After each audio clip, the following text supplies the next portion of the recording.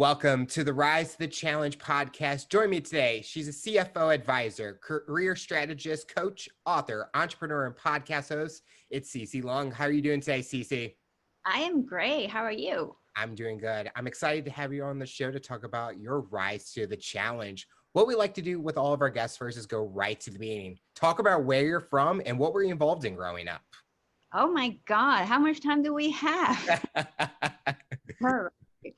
Well, let's start from where I came from. So, I was born and raised in Hong Kong, and I came from a very humble, middle working class family. My dad was a teacher, my mom was a nurse, and Hong Kong at the time was not part of China, so it was very different from today. It was a colony under British governance. So the way we grew up was, I mean, at home, we're very westernized, but still at home, we still grew up with a very strong Asian culture. So and that culture value, like the value, the culture, the expectation, I mean, is still instilled in us, Mhm. at a very early age. So we were very disciplined, and our days were packed with, just schedule was jam packed. We go to school, and then after that we go to swimming practice, piano, and all that different things. So I mean, in a way, it's very good because it's very disciplined. But in that environment, it doesn't cultivate a lot of creativity, innovation, or leadership, right? Part of it comes from our value and cultural expectations that, what we're taught is to just work harder than everybody else, make sure you listen to your parents and your teachers, elderlies, right? Respect them. And really, for the most part, don't have a lot of opinions, right? Otherwise, you're a troublemaker. Mhm. So, I mean, so that's kind of set. So I think that part really uh, has a lot of big influence of how I grew up and all that. So I moved to Canada when I was 16 years old. Actually, the entire family moved because of all the uncertainties in Hong Kong with China. So I graduate with a business degree in finance and economics, and also a CPA from University of Toronto. And frankly, I was freaking out when I graduated. Just didn't really know what to do. I mean, I knew perfectly what I should do to make my family, my parents proud, right? Mhm. Was a success script for us, really. But I didn't really know that was exactly what I wanted to do. So, I mean, without knowing exactly what I wanted to do, I just kind of roll with it. But meanwhile, I knew what I need to do is to build skills and obviously make money before I could figure out exactly kind of what I really wanted to do. I mean, back in the days, we don't use those words like what you're passionate about. Yeah, just didn't really have any goals. Just didn't really have these fancy big goals like most people might have, right? Mhm. But I realized if I kept on focus on building skills, it would make me money. And hey, I'll figure it out then. Yep. So for the first few years of my career, I just kind of rolling with different opportunities that came my way. And I think it was until I moved to New York in 2006, then I finally found my thing. Like, obviously, it's not instant. It took a while. When I first moved there, I had such a cultural shock.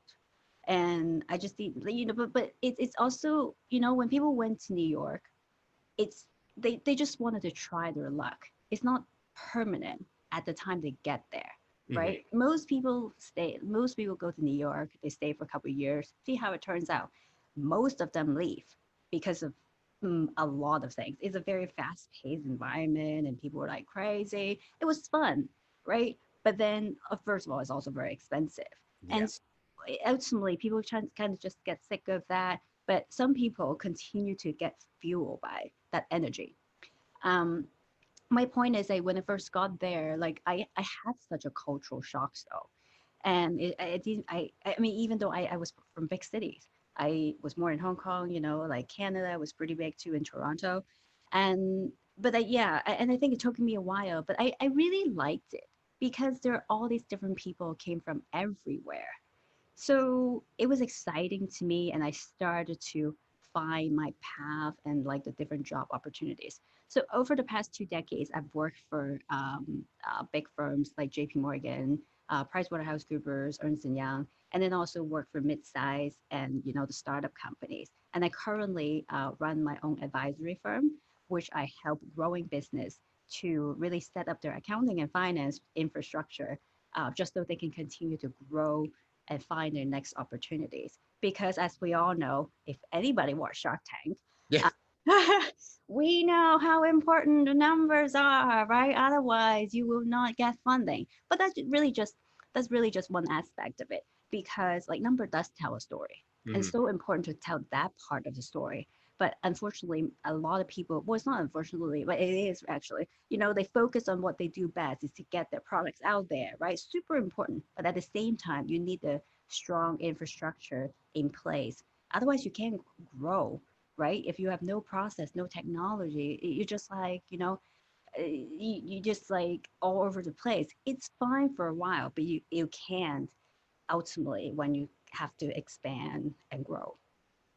Going back to when you were living in Hong Kong, were you ever nervous about being like, did you feel that you were growing up faster than a normal child because of the way Hong Kong was and how discipline was a huge thing in your family and in the culture that was there? We were constantly in a competitive, stressful mode as a kid. I was doing really well, but I constantly felt very out of place. And mostly, and funny enough, and part of it is because I don't look like a typical Asian. There's a certain look or expectation how you should dress, look, talk, everything, right? But I just didn't quite fit in that mold. So, and I went to I went to a Catholic girls' school, and there's so much drama there, right? And oh my God, so at a young age, even putting in such supposedly great environment, supposed to nurture all these things, we were set in a great path to succeed. I supposed to go to a good college, then get an amazing job, like on my path to who knows what, like Big Four partner maybe, right? So, but for the most part, being a kid at the time just felt very out of place and alone. And but still, like from the service, no one would ever know because I was doing so well, right? And then as Asians, we don't talk about emotions or feelings. You just do it. So I think these type of things kind of, I would say, suppress. And again, from the service, no one would know because we all look so successful. Yeah. When you went to like swimming, for example, and you were around other kids or other people, was that your mostly the time to be outgoing, talk to other people, or did you still have those moments where you kind of had that childhood when you could have access to it? Explain more. What do you mean by that? So you talk about like the discipline and how you didn't have like a normal childhood like here and where I am, like I would have had. But the difference is when you were able to be around those, did you kind of be able to open up and be able to speak your mind and talk to people instead of when you're at home, you have to be careful on what you say because you have to respect elderlies and your parents and things like that? Yeah, when I think back when I was young, I was definitely very mindful about what I say and how I talk and, how I present myself because every move is being, I was going to say every move is being judged. I don't know if judge is the word, probably, but actually, yes, because, if you talk too loud, then you're not too like you're supposed to be like girly, you're supposed to be humble, this all these like I mean talking obviously a lot of parents tell their kids to stay out of trouble, right? But I think the difference here is almost like for us humble is a virtue, so you don't brag, right? So that's why you just don't. It turns out later on how it transcends into corporate life is that you just you do a lot of amazing things, but you don't even want to take credit because you feel like that's what you're supposed to do. And in some ways, from other people, which some of my bosses in my early age told me that you just with the regard like this regardless of all these different amazing achievements that you have, you don't look confident. You don't present yourself as confident. And if, of course, when people first told me, like first few seconds, you're like, what do you mean by that? Right? You got a little offended. But then later on, you really think about it, that they really have a point. It's the way how we talk about ourselves, our achievement, and all the other stuff. We just don't seem to take pride in all these great things that we do. You kind of make a great point that when you were explaining it, kind of think in my head, it's like some people will say like the things that they accomplishments, but did they actually, when you actually go into what they're saying, they really didn't. They're kind of overselling themselves or being too confident, and maybe they're insecure in a way. They kind of want to come off as this person that has it all, has it, but you don't really know what's really going on. And I think the way that you were brought up, I think it's very important because the accomplishments should be a inner proud moment for yourself. And it's okay to share it, but you shouldn't have to over brag about it in a way. It should be kind of like a share and tell kind of situation. It's kind of trying to think of, I have it in my mind what I'm trying to explain it like, but it just does not want to come at all. But I think it's a right point, because I think when you're looking back at it, you kind of you don't think about it in the moment, but as you're looking back and reviewing, you're like, okay, I see why it happened. Yeah, and I think it, we like a lot of these words these days is overused, but I think it's exactly when people say authenticity, right? Being real, because it Hmm. comes from within. How much and how little are you really truly proud of yourself, who you are, right? First of all, embrace it, then be proud of it, and be confident to be able to present to other people. And I think people genuinely be able to sense it, right? Like, unless, well, actually, I was going to say, unless you're a very good actor or actresses, but still, I think people know, they can sense how genuine you are. Oh, I definitely agree. And now I feel with social media and like the way we see people now, you can tell, oh, that's fake. Oh, they're not being real. It's kind of just the way that they speak and the confidence they speak is how, like you said, they could be an actor and lie and say that they've achieved so much, but you kind of just start digging in and you're like, okay, now the wheels are turning and the cracks are falling. So, Hmm. why did your family move to Toronto out of all places? What was kind of the key moment that was like, we want to go there? And based on what I know, I think they've considered all places in the world. I think the popular destination or for us to move back then, obviously, first choice is to the UK. So we're actually citizen there as well. And then, but Canada, we have relatives there. So it's supposed to make our life easier. Because when you think about the whole immigrant things, you wanted to go there to have some, to have some support and also have people, and just so you feel like you belong in a Mhm. foreign place. So that's kind of, I think that's ultimately how the decision came about. We have several relatives there, so move there. Did you keep the same structure with the family and everything when you moved to Canada, or was things being relaxed a little bit more because you didn't have that government and all that going on? It was, I think how I was as a person is already formed, meaning it's very disciplined, even without me knowing it. Like it's kind of like, my job as an accountant. Like I look at I have all these alerts set up with my credit card. I look at my bank statement, credit card like a couple times a day, and I think that is normal, right? When I find out from my clients like what they don't even know they're spending and all that, I'm like, how on earth could people do that? How run life and business, right? So my point is, so to me, it's very normal. I think I was already formed. Like I have a certain sense of discipline, what I need to do daily, what I need to do on the weekend, after school, and all that. So for the most part, pretty much the same. But yeah, to your point, I think it was less stressful. Oh my God. Well, it was stressful in a different way, but it's actually not stressful. It was just, so my point is, it wasn't as stressful when it comes to school, but it was stressful in terms of adapting to a new environment. Just because, I mean, I was still a teenager. I was constantly scared, afraid of when I open my mouth and speak English, people would judge me. I mean, I still, I, I mean, we took English in Hong Kong as a second language. So Hmm. people here, learn Spanish and all that. So, I mean, I still spoke, like I spoke English, but it was nothing like this, right? Like, say it was probably, oh God, like it was super embarrassing. Like it was broken English. I probably pause every 2 seconds and think, and then you look at the person, are they frowning, right? I used to get so scared when people not hearing me properly, Mm. mostly because I speak really soft. I had zero confidence. Like I just like, hopefully they can get, just speak the word and hopefully they can guess what I was saying, right? And of course, when they didn't hear you, they frowned. And instantly I was like, oh my God, I was so scared.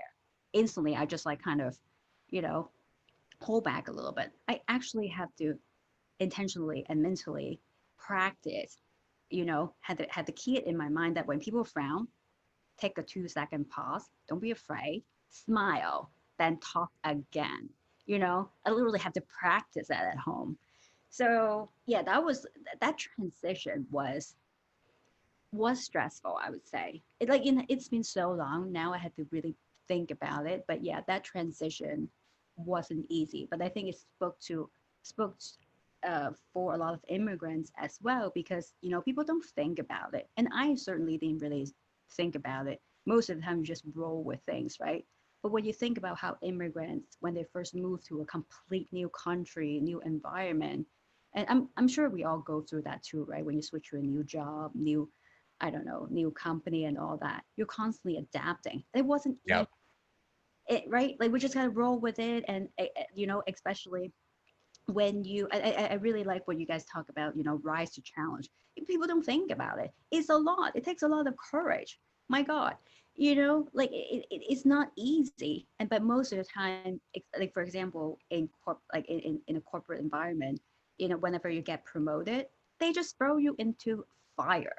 And most of the time, they don't give you proper training because, hey, congratulations, you're now promoted. And so show us what you can do. And people, and I'm actually speaking for myself. So I was struggling when the very first time I got promoted to a leadership position. And most of the time people just want, I don't think they test me intentionally, but they put you in this project, which is so hard to do, right? Giving you zero guidance. So I struggle a little bit. Of course, you didn't tell anybody because you didn't want people to think, oh my God, you're not up for the job, you're not up for the challenge. But so you struggle and then you still get it done. But today, I encourage people to, it actually takes a lot of courage to admit that you actually need help. Like, obviously, not just like, oh yeah, I need help, cannot do it, right? But obviously, after you really search for all the resources in the world and you really need help, sometimes you might ask people that you trust. It might just be like a one line thing to open up your mind and makes everything so much easier. I think adaptability is the thing that word is being used so much in the last couple of years because we're all been adapting to the new lifestyle, the new way to work and stuff. And like, I think you hit it right on the point. Moving from a country to different country, the biggest thing is first impressions, that you don't want to make a bad first impressions. And then that's always in your mind when you're going to a new school or moving to a new job. I think that is one thing that if people were able to kind of go in, just feel like you're brand new. So they're as nervous for a new person as you're nervous of coming in, that you would be able to work together. And I have experienced that with a new promotion or something. They kind of throw you in there and they see, can he do it? Or how do you handle a situation if you don't know anything about it? And I always use that as it's a learning opportunity for me. I have always had that trouble where to admit that I need help because I'm like, I will do it. I will find a way to get it done. But I've learned to ask because it shows my boss, my manager, that I'm willing to learn and I want to become better. As you're getting older, when you're heading into college, you talked about the different degrees that you had. Was that always the goal? Or were you ever trying to find something different because you found a different passion, a different skill that you enjoyed? I didn't really think, like, I think for the longest time, I really didn't have big goals. And I said that because I know some of my friends when they were really young, it's like, I want to grow up to become a doctor, right? I want to grow up, become an astronaut, like all that big stuff, right? I never really had that. I mean, I did remember when I was young, I wanted to be a kindergarten teacher because I thoroughly loved kindergarten. Oh my God, I was so happy every day. And I could play piano, might as well be a music teacher, right? Stay in that happy place forever. Mhm. Was one of the things that crossed my mind. Um, and I didn't realize I actually really enjoy writing. I wrote a lot of journal or blog in the past, but I never really thought about it because I think maybe I have thought about it, but then people told me, if you want to be a writer, like everything is kind of have a path that it's supposed to follow, right? If you want to be a writer, you're supposed to focus on it ever since you were like maybe 5 years old or something, right? So that was that goal, that dream was slashed. So so I mean, but I did know that even without knowing what I'm heading, I would need to build skills and knowledge, and that's going to make me money, and that's important for me because that way I feel a little bit more secure before I go find my dreams. Actually, I never really thought about finding my dreams. Like we don't talk in those terms. We don't think like that. We just want a stable life. I was chasing after a very clear path. I need to, make it into corporate because that would give me a professional life. So back to kind of our cultural expectation. So what part of what success mean is either you own your business or you're professionals. So that I become an accountant and so check the box and but so I think yeah, for the longest time I didn't have any goals. Ultimately, just wanted to fit into the corporate and didn't even think about I would become a leader. I just kept on thinking, yeah, I work really hard, harder than everybody else, and I wasn't very vocal when I first started in my career. And in my 20s, I think I was still very insecure about who I was. And I think for most people too, we're still kind of trying to find our place, our voice. So, and I never thought about, oh, being a partner someday, but if I was lucky, then yeah, maybe it just happened naturally. But it wasn't really just like one of the big goals. And let's be honest, I wasn't very excited about it either. So, but again, so I kept on, but I think later on I realized, so I think in my 20s, I focused heavily in technical skills. Make sure I work a lot. I was able to do a couple people's job. My work is good, and that should be enough. But later on, I remember one time I didn't get promoted, something that I worked really hard for, and I was devastated. And I was just, and at the time, people were like, well, you're in New York, right? Like, you're Asian, you're female, like, giving me all this. It's very hard to get promoted in that environment. And then, of course, I mean, so I think people said it with good intention because they want to make me feel better. But it did not make me feel better because I felt like, I believe, like, I partially accept the fact that it could be true, but I also believe that there will be this one person or, bosses or, someone who ultimately see me for who I really am and, and value my work. So, if I don't fit in here, I'll find that place that I truly belong. So I think it was until I was in my 30s I realized, technical skills alone is not going to get you to rise in a leadership position.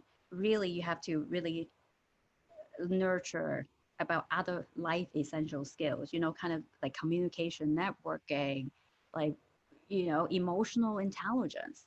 So, and yeah, that's when and I think that's in my 30s, I finally found myself or to really truly develop myself and be a little bit more confident about who I am.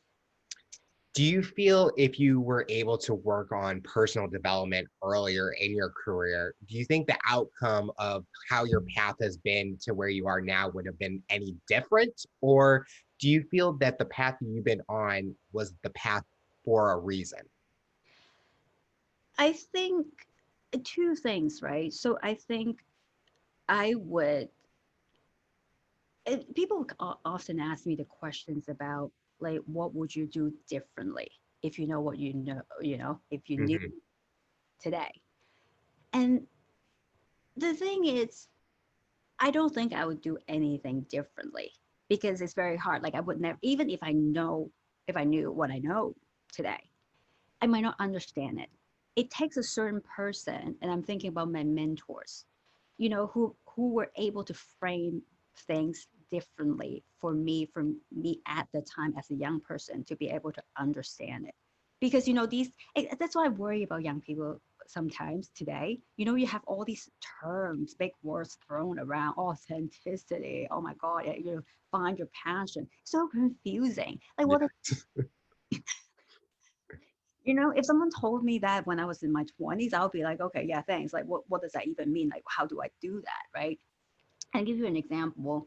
So back then, when I was in my 20s, I remember people were like, yeah, you're too quiet. You need to speak up. See all these people who are more vocal, those are the ones who get promoted.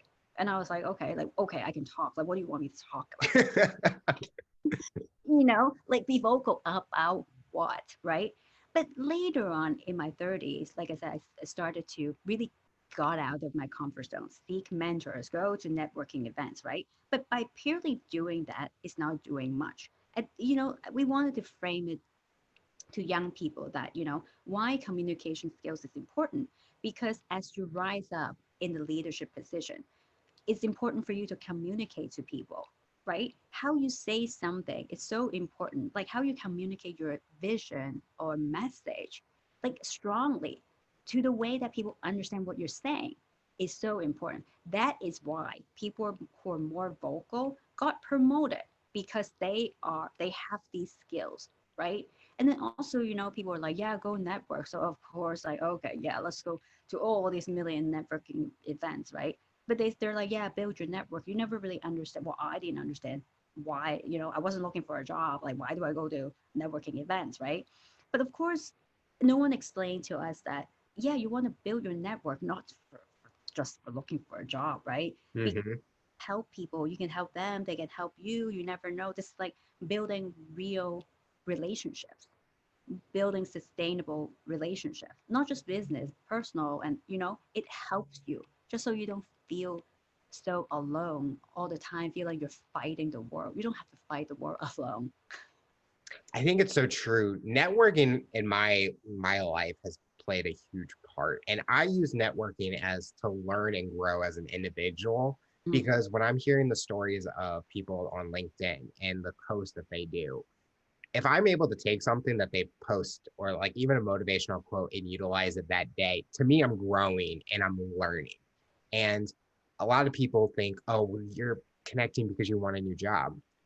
I'm taking the path that it's taking me right now. You never know what can happen, but you never know who you'll meet and what it could happen in the future.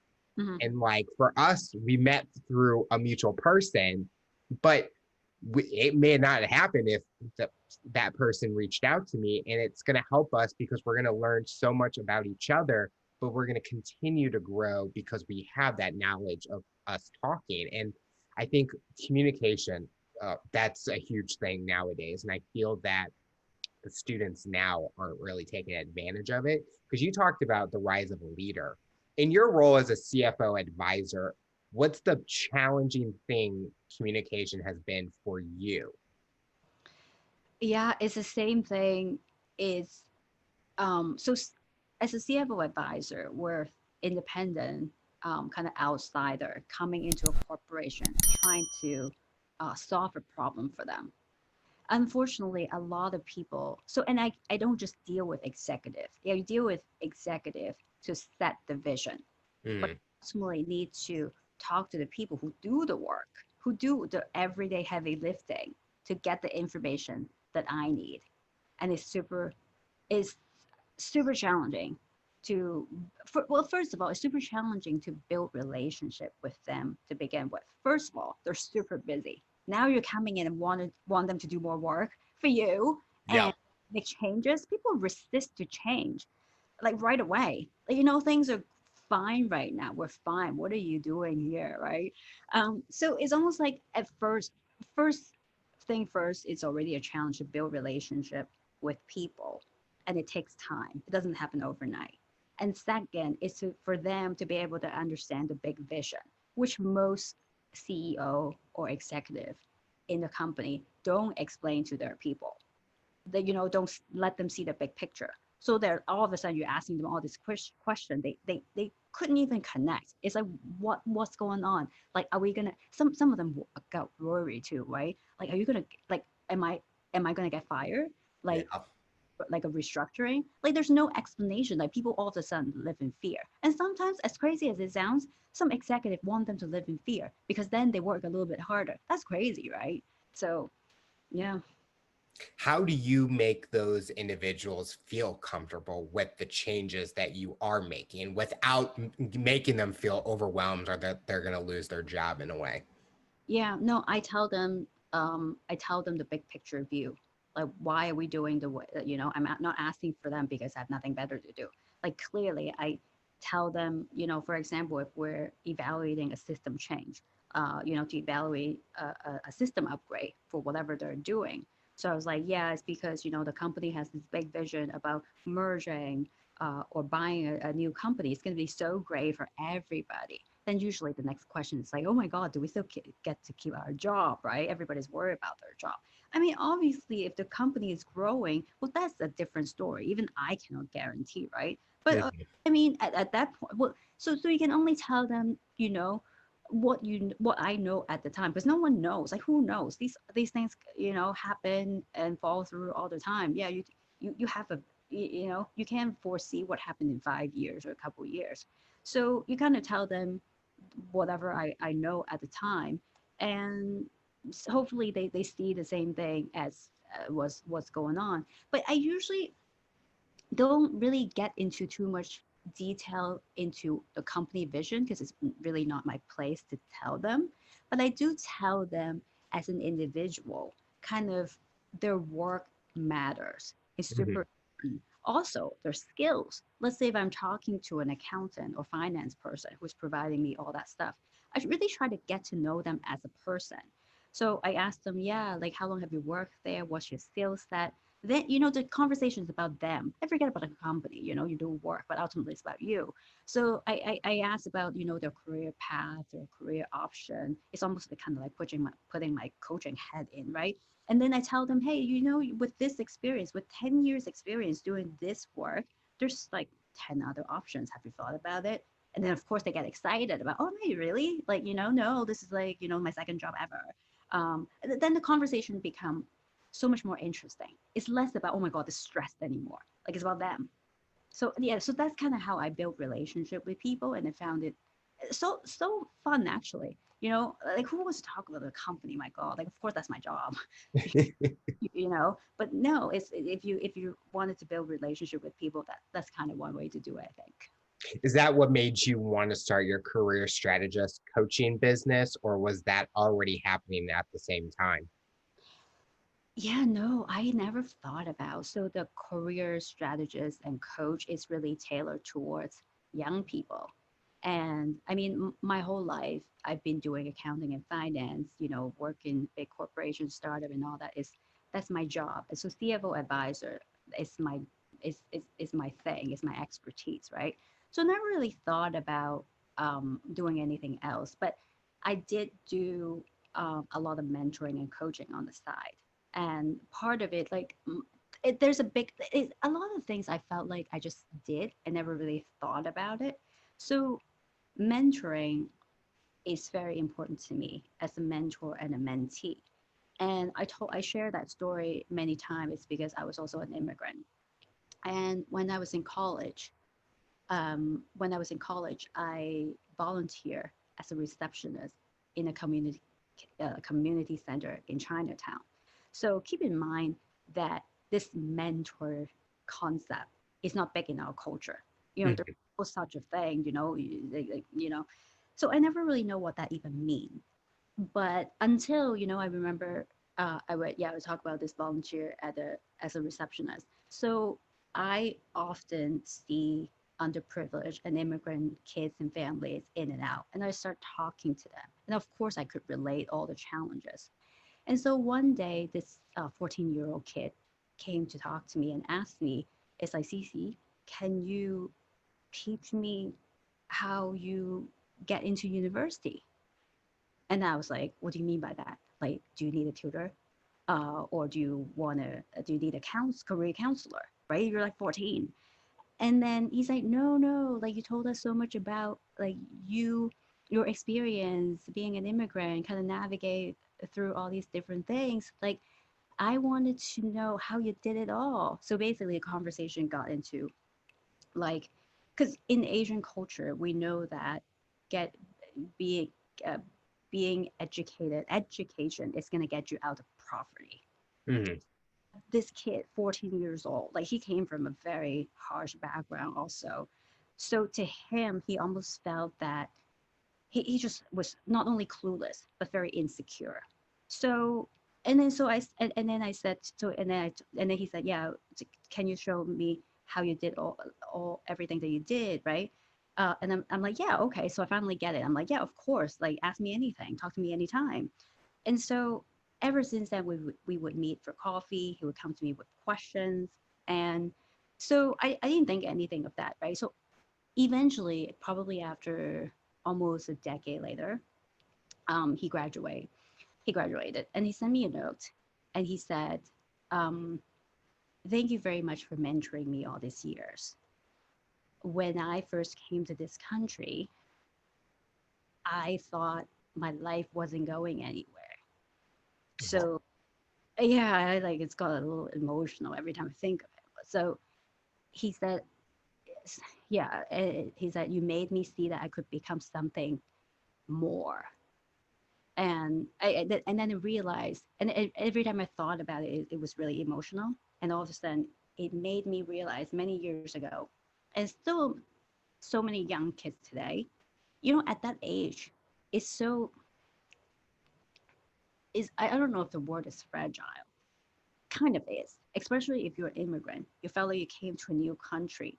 First of all, not the language barrier is huge. You can't even express yourself. Like how? What else can you do?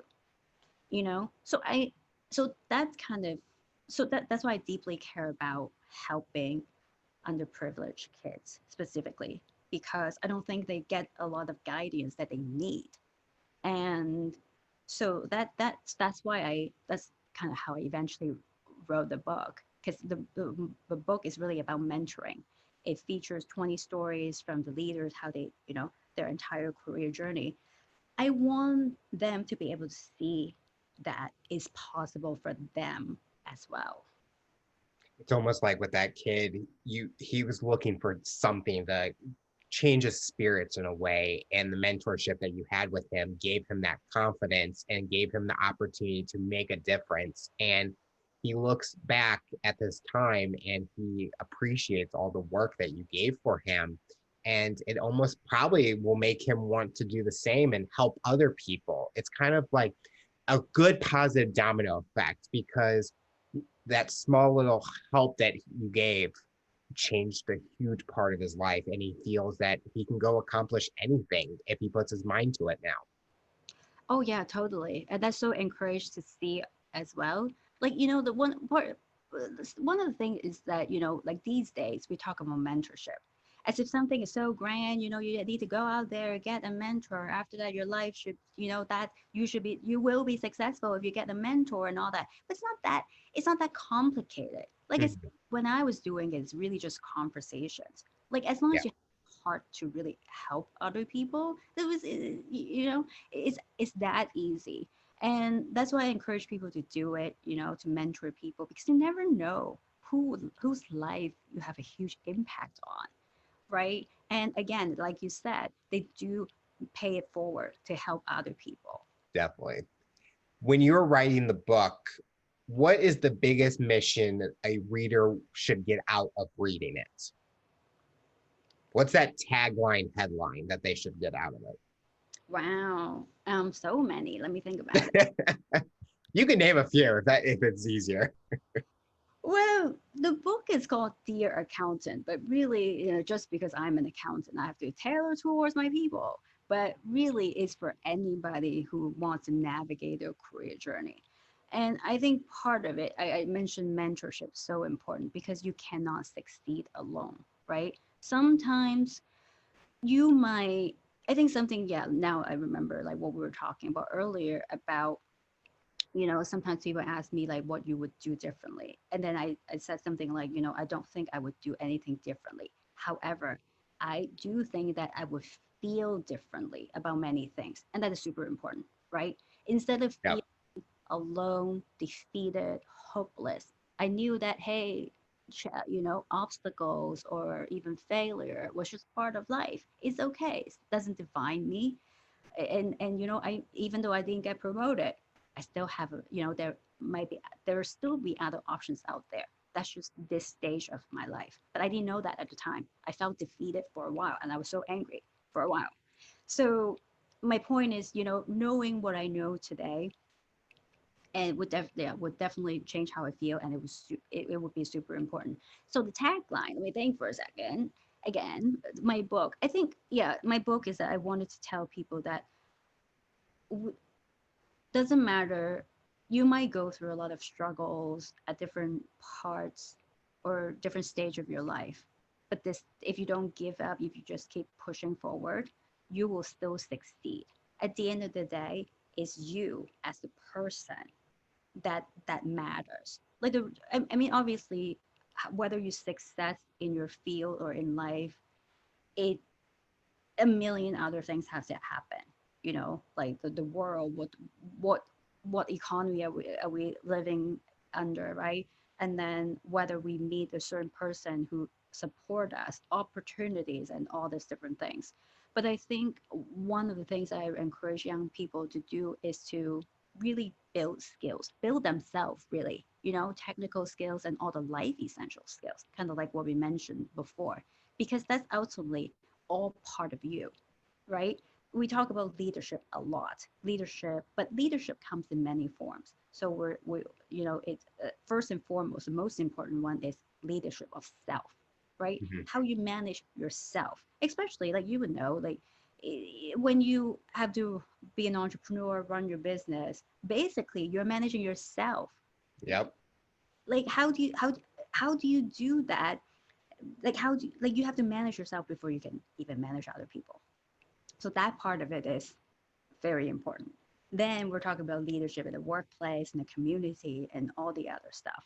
So I think, have I answered your question about the most important takeaway? Yeah.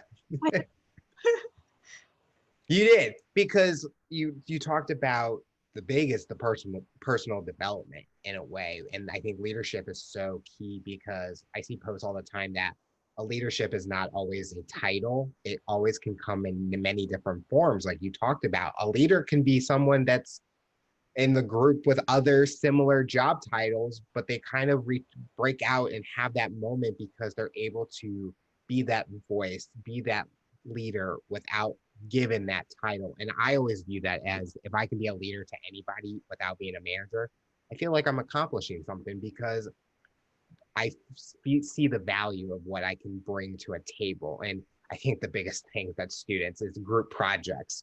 It's like, who's going to take control over it? Who's going to be that leader? And it's usually one person that steps up, and it's kind of an opportunity to showcase, can you delegate?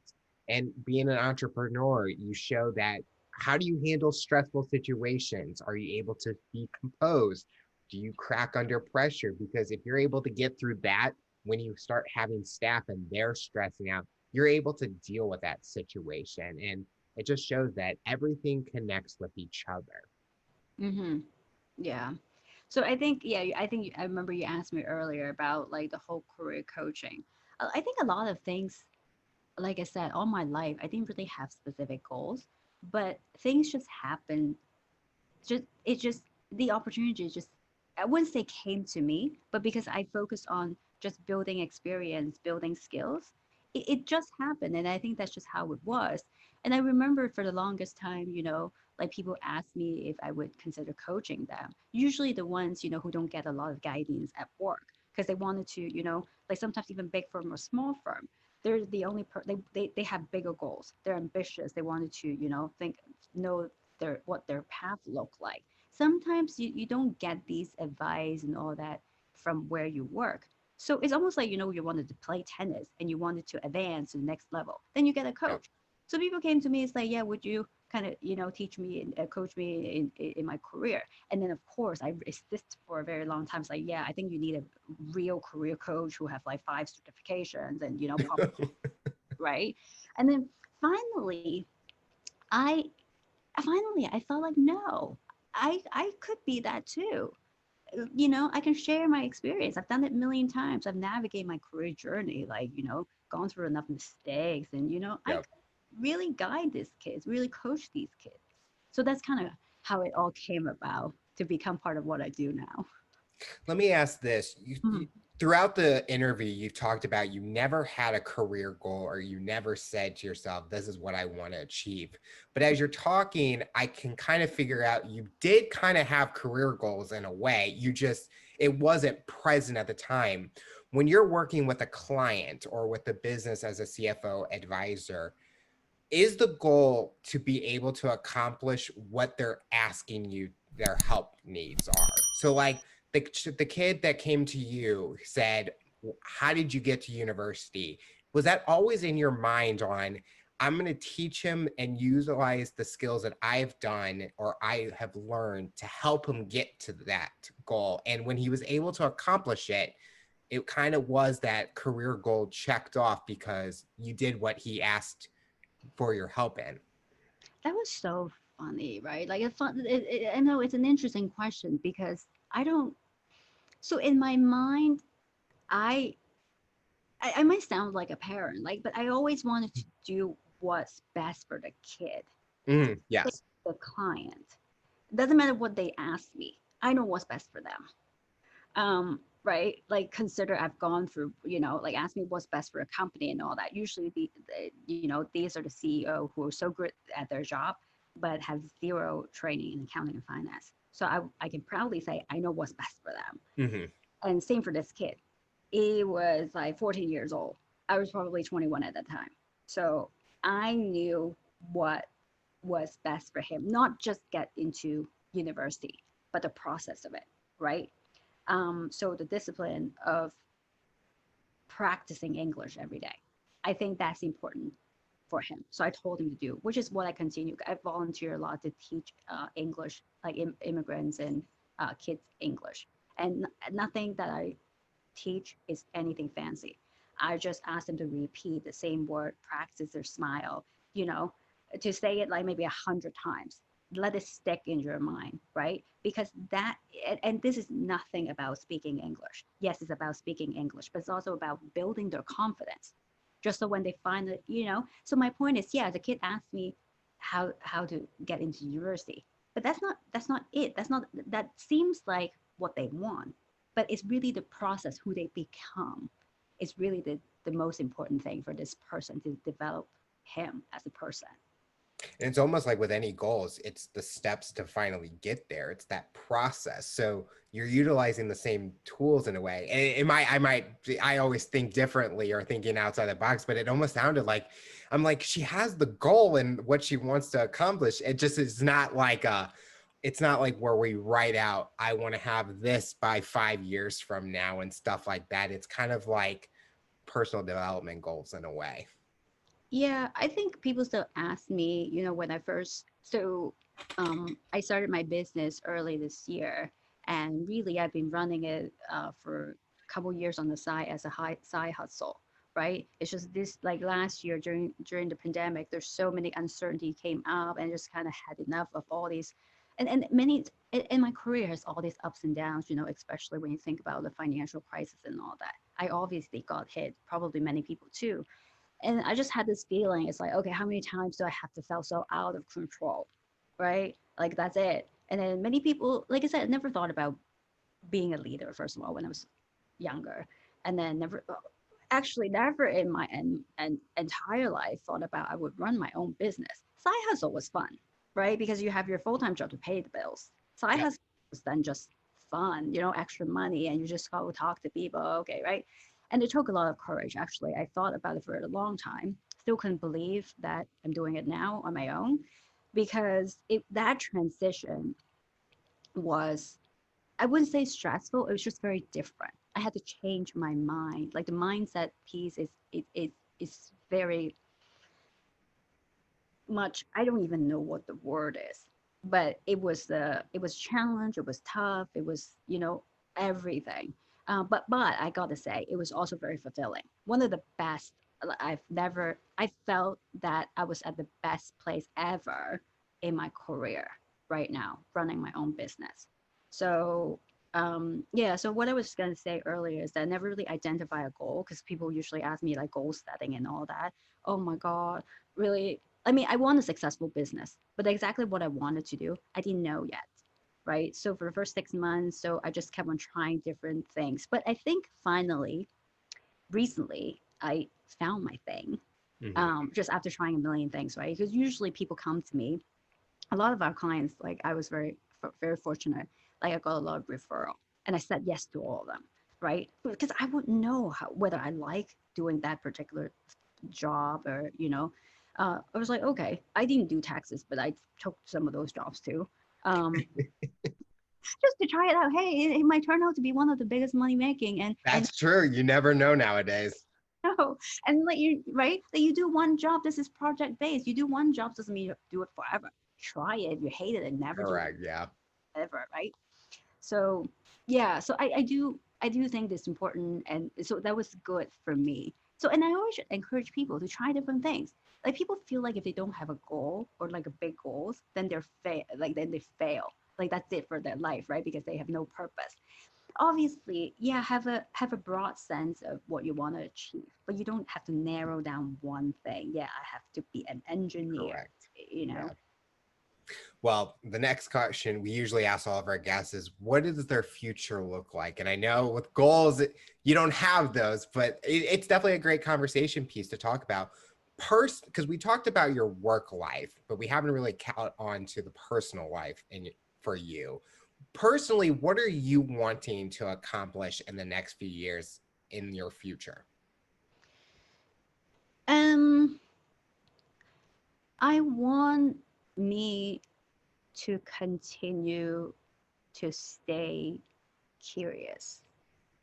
Um, I don't want to, in any point in my life, to just be like, oh, okay, yeah, I think I got got to where I am now. I can just relax and enjoy life and not be curious or interested about anything else, right? So I think, and honestly, I don't think, for the person that I am, I don't think I'll ever retire, just because there's so many interesting things to explore, right? So I think, and I hope that I'll always stay curious, stay interested, wanted to continue to help people. Doesn't matter in different capacity, volunteer, coaching, or like, because I think all these things fuel my life. Like Mhm. it makes me happy. Otherwise, I don't know what I'm living for, right? Obviously, I'm living for my life, for living my life. But part of what living my life is not just eat, sleep, and go on vacation. Oh, that's super important. My God, like, don't get me wrong, super important. But aside from that, I think there's fulfillment that comes from, helping young people, which is something I deeply care about. Because, yeah, so something that I deeply care about. And also, as lame as it might sound, I really want this world to become a better place than where I started. And I think I've seen it, like how I was young from today, especially with technology. Our life has gone so much better. And I Mhm. want to continue to be that for our next generations of kids and everybody.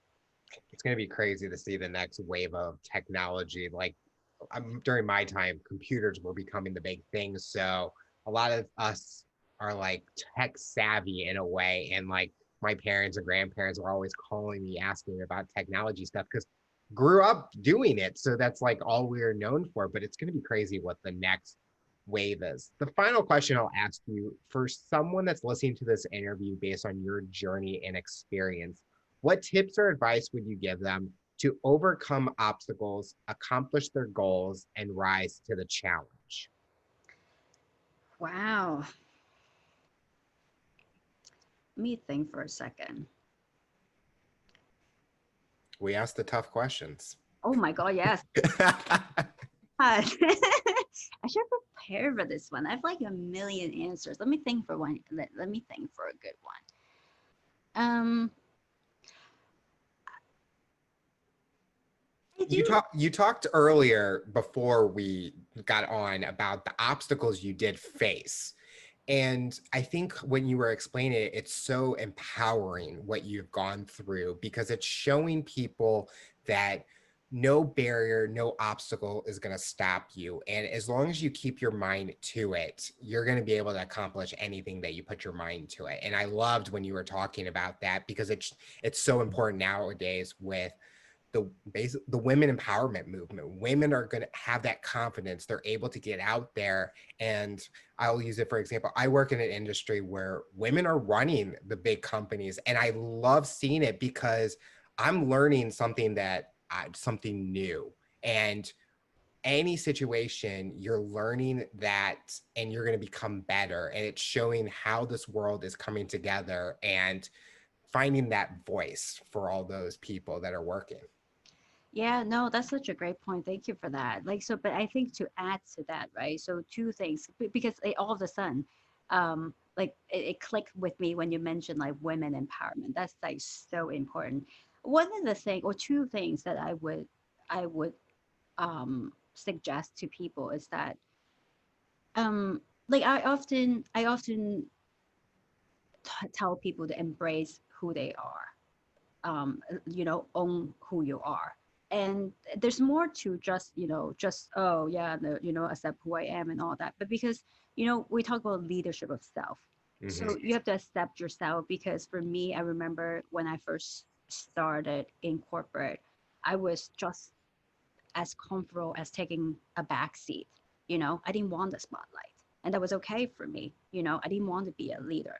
But I feel like, in this instance, kind of what you mentioned earlier about, how do you get through challenge, is I want women to remind themselves that, you have done it so many times. Like the challenge that you're facing right now, or actually not just women, like everybody, the challenge anybody is facing at a certain moment, that's probably not your very first challenge. If you really pause for a moment, you have probably have gone through many challenge and overcome it.